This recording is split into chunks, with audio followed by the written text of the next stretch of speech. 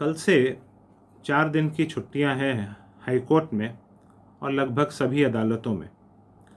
कुछ अदालतों में अगर काम होएगा भी तो भी नो एडवर्स की स्थिति रहेगी, यानी कि हम अधिवक्ताओं को जो रोज़मर्रा के दिनों में इतना मशरूफ़ रहते हैं अपने क्लाइंट्स के केसेस की पैरवी करते हुए और उन केसेस की तैयारी करते हुए, उन्हें 4 दिन की अच्छी लंबी छुट्टी मिल रही है। 14, 15, 16, 17, चाहे आप किसी भी high court, civil court, supreme court, tribunal, civil court, state commission, forum में प्रैक्टिस करते हो। तो ऐसे में आप सभी से आग्रह है कि इन छुट्टियों में समय निकालकर एनवायरनमेंट के डीजेनरेशन के विषय में कुछ अध्ययन करने का प्रयास करें। आवश्यक इसलिए है कि ये विषय सीधा हम सब के एग्जिस्टेंस पे सवाल उठाता है और इस एग्जिस्टेंस से रिलेटेड। तो 2 टॉपिक्स कम से कम इन छुट्टियों में अध्ययन करें। पहला है ग्लोबल वार्मिंग और उसके कॉन्सिक्वेंसेस, इफ़ेक्ट्स, और दूसरा है 6th IPCC रिपोर्ट, और तीसरा अगर समय मिलता है फिर भी अगर आप निकाल पाएँ तो consumption of resources by man. आग्रह इसलिए मैं कर रहा हूँ क्योंकि हम लोग को यही छुट्टियाँ या अन्य सैटरडे संडे ही मिलते हैं इन विषयों का अध्ययन करने के लिए। इन तीनों टॉपिक्स को मैं थोड़ा सा इंट्रोड्यूस कर दे रहा हूँ कि आप हालांकि आप खुद ही जानते होंगे। पहला है ग्लोबल वार्मिंग। ग्लोबल वार्मिंग एक फिनोमेना है जो माना जाता है कि कार्बन डाइऑक्साइड, मीथेन और कुछ अन्य गैसेस और पोल्यूटेंट्स इस पृथ्वी के हमारे चारों ओर एक लेयर फॉर्म कर देते हैं, जिसके कारण पृथ्वी, जो सूरज से रोशनी आती है वो रिफ्लेक्ट होके बाहर नहीं निकल पाती और कैद होके हमारी पृथ्वी को ही गर्म करती रहती है। नतीजा ये है कि हमारे पृथ्वी का टेम्परेचर बढ़ते जा रहा है। ग्लोबल वार्मिंग के कई असर हैं, जिनमें सबसे पहला असर जो साइंटिस्ट ने कहा है वो ये है कि 2050 तक कई शहर डूब चुके होंगे, कई हिस्से कई दुनिया के डूब चुके होंगे, और इन डूबने वाले हिस्सों में शामिल है हमारे शहर कोचिन, मुंबई, धारवाड़, चेन्नई और ऐसे और भी शहर। नतीजा के बहुत सारे जो रहने के हिस्से हैं दुनिया के वो समाप्त हो चुके होंगे। दूसरा असर होगा कि बहुत सारे ग्लेशियर्स पिघल चुके होंगे, यानी कि वो नदियाँ जो ग्लेशियर्स पे अपने जीवन के लिए डिपेंड करती हैं और इंटर्न हम लोग जिन पे अपने जीवन के लिए डिपेंड करते हैं वो सूख चुकी होंगी या सूख रही होंगी। तीसरा असर क्लाइमेट चेंज, मौसम का बदलाव जो हम लोग को आज भी दिखाई दे रहा है।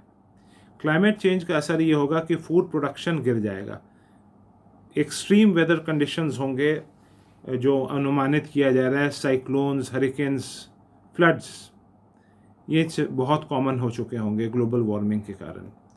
चौथा है कि ओशन लाइफ बहुत बुरी तरह प्रभावित होगा, यानी कि हमारी ज़िंदगी बुरी तरह प्रभावित होगी, जिसमें सबसे ऊपर आता है नाम फाइटोप्लैंक्टॉन्स का।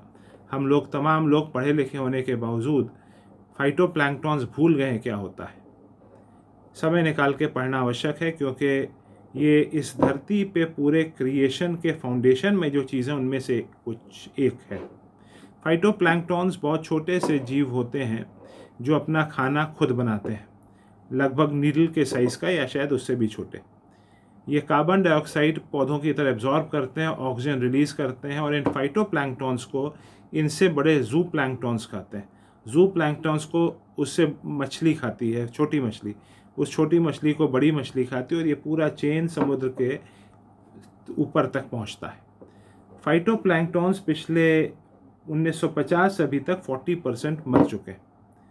माना जा रहा है कि सेंचुरी के अंत तक शायद 80% फाइटोप्लैंक्टॉन्स की डेथ हो जाए, पॉपुलेशन गिर जाए।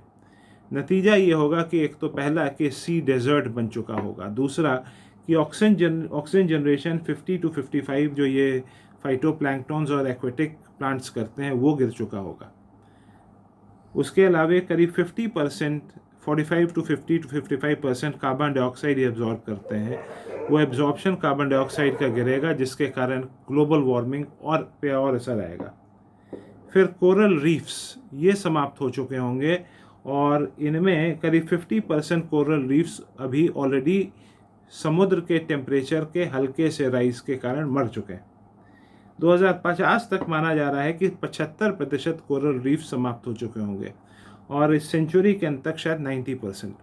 कोरल रीफ्स का इम्पोर्टेंस बाकी चीज़ों के अलावा यह है कि यहाँ पे सी टर्टल्स, फिशेस और बहुत सारे सी एनिमल्स इसको नर्चरिंग ग्राउंड की तरह इस्तेमाल करते हैं। तो कोरल रीफ्स का भी समाप्ति का अंत का समाप्ति मतलब ओशन लाइफ पे पैरालिसिस और इन टर्न पृथ्वी पे और हमारी जीवन पे एडवर्स इफेक्ट। उसके अलावा एसिडिफिकेशन ऑफ ओशन यानी कि समुद्र और एसिडिफाई होगा और साइंटिस्ट का कहना है कि अभी आज की तारीख में इंडस्ट्रियल टाइम से लेके जब से इंडस्ट्रियल रिवोल्यूशन आया तब से 30% ज़्यादा समुद्र एसिडिक हो चुका है। और एसिडिक होने का असर जब आप पढ़ेंगे ग्लोबल वार्मिंग एंड इस इफेक्ट्स के एक इफेक्ट में, तो आप पाएंगे कि जितने सी ऑर्गेनिजम्स हैं, जितने सी एनिमल्स हैं, उनके जीवन पे बहुत ही ज़बरदस्त दुष्प्रभाव पड़ेगा। और इसी तरीके से एक और बहुत ज़बरदस्त नुकसान ग्लोबल वार्मिंग का होने वाला है कि प्रोडक्टिविटी, एग्रीकल्चर प्रोडक्टिविटी गिरेगी, सॉइल की प्रोडक्टिविटी गिरेगी, इंसेक्ट्स और पेस्ट और ज़्यादा हार्मफुल हो चुके होंगे, नई नई बीमारियों का इजाद हो चुका होगा। ये हालात हैं और अगर हम इन छुट्टियों में इन विषयों पे नहीं पढ़ते हैं तो फिर इससे बड़ा पाप कोई नहीं है हमारा अपने बच्चे के प्रति, क्योंकि जब हम जा रहे होंगे तो दुनिया मर रही होगी, जब वो हमारी उम्र का होगा तो दुनिया लगभग मतलब उसमें एग्जिस्टेंस ही मुश्किल हो जाएगा। दूसरा है 6th IPCC report. 6th IPCC report एक रिपोर्ट है जो ग्लोबल वार्मिंग के बारे में बताता है, जो बताता है कि 1.5 डिग्री सेंटीग्रेड से अधिक टेम्परेचर हमें नहीं होने देना है, जो कि टारगेट इंटरनेशनल लेवल पे सेट किया गया। लेकिन 1.5 डिग्री सेंटीग्रेड से टेम्परेचर ना बढ़े, इसके लिए IPCC रिपोर्ट कहता है कि बहुत रेडिकल मेजर्स सरकारों को और इंडिविजुअल्स को, ऑर्गेनाइजेशंस को लेने होंगे और ग्लोबल वार्मिंग को रिड्यूस करने के लिए। यह भी बताता है कि अगर ये जिम सी इनका कहना है कि इट इज़ नाउ और never if you want to limit global warming to 1.5 degrees centigrade. कोई और साइंटिस्ट कहते हैं कि इट इज़ ऑलमोस्ट इनएविटेबल, कि अगर हमने इसे रोका नहीं तो बहुत सारे इफ़ेक्ट्स जो होने वाले हैं वो इरिवर्सिबल हो जाएंगे।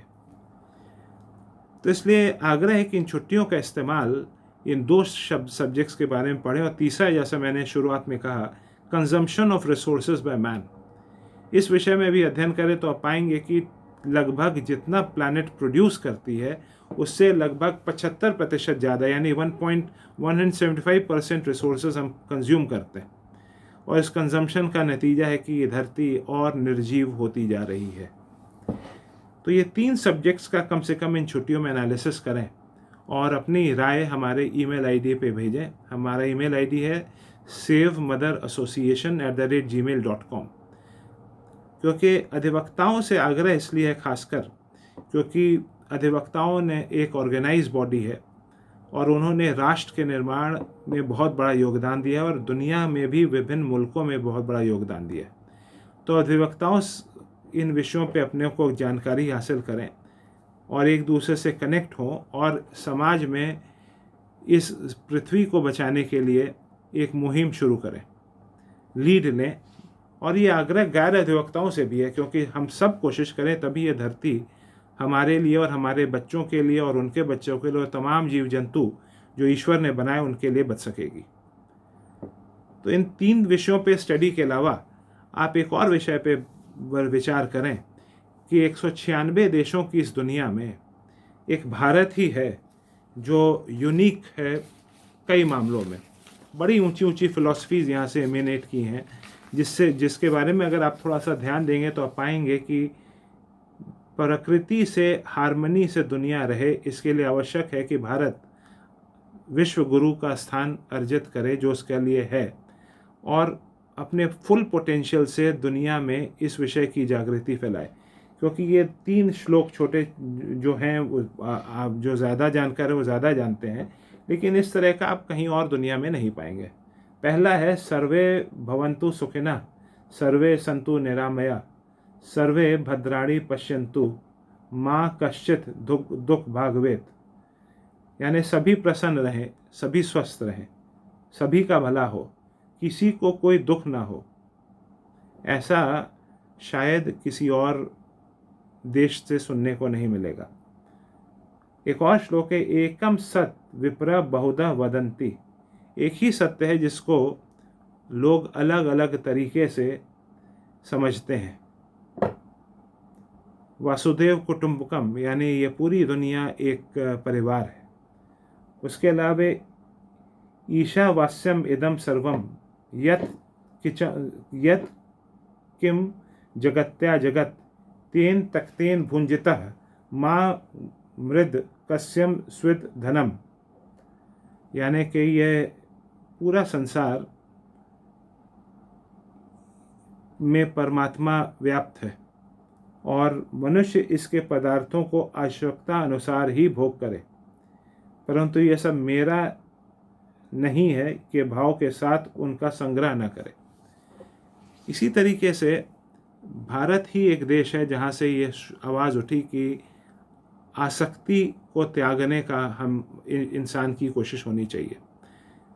तो ये उच्च विचार दुनिया में, वे देशों में आपसी शांति के लिए आवश्यक है और प्रकृति और इंसान के बीच सामंजस्य हो उसके लिए आवश्यक है।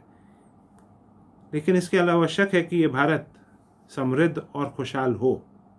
पिछले दिनों में हम लोग ने देखा, पिछले कुछ वर्षों में हमने देखा कि हम आपस में ही लड़ रहे हैं, मज़हब, जाति, भाषा, क्षेत्र के नाम पर। तो इन छुट्टियों में पर्यावरण संरक्षण के अलावा इन विषयों पे भी विचार करें कि कैसे 140 करोड़ हिंदुस्तानियों का एका बनाए रखा जाए, कैसे हम मिलकर भारत को खुशहाल और समृद्ध बनाएं। क्योंकि भारत का उठना, खड़ा होना, खुशहाल होना अपने लिए नहीं, दुनिया के लिए आवश्यक है। तो इन विषयों पे विचार करें, क्योंकि रोज़मर्रा के समय जब कोर्ट्स चालू रहती हैं, फोरम ट्रिब्यूनल चालू रहता है, तो हम लोग को समय नहीं मिलता। और अधिवक्ता अगर सोच ले तो यकीनन हम इस धरती को अपने लिए, अपने बच्चों के लिए और उसके तमाम बनाए जीव जंतुओं के लिए बचा सकते हैं। नहीं तो ये पृथ्वी बहुत जल्दी मंगल ग्रह की तरह निर्जीव हो जाएगी। लेकिन जैसा हम सब जानते हैं कि पहला कदम होगा कि हम पर्यावरण के संरक्षण और वो तमाम जीवन चक्र जो इस धरती पे जीवन चलायमान रखते हैं उनका अध्ययन करें और इसके लिए गूगल, इंटरनेट का इस्तेमाल करें। आवश्यक हो तो अपने बच्चों, अपने पोते पोतियों की किताबों में भी झांकें। और यही हम सभी का फ़र्ज़ है अगर हम अपने बच्चों से सही में प्रेम करते हैं तो आइए जीवन को मकसद दें, और नहीं तो ये सफ़र अगर सिर्फ एक बहुत बड़ा सफल अमीर वकील बनने तक सीमित रह जाए, या फिर एक सुप्रीम कोर्ट का जज या इंटरनेशनल कोर्ट ऑफ जस्टिस का जज बनने के तक सीमित रह जाए, तो इस जीवन का अंडर यूटिलाइजेशन है। आइए ऐसा न होने दें और हम भारत को सशक्त, समृद्ध और खुशहाल बनाएं, और हम सब मिलकर पर्यावरण को भी आने वाली पीढ़ियों के लिए बचाने का प्रयास करें। धन्यवाद।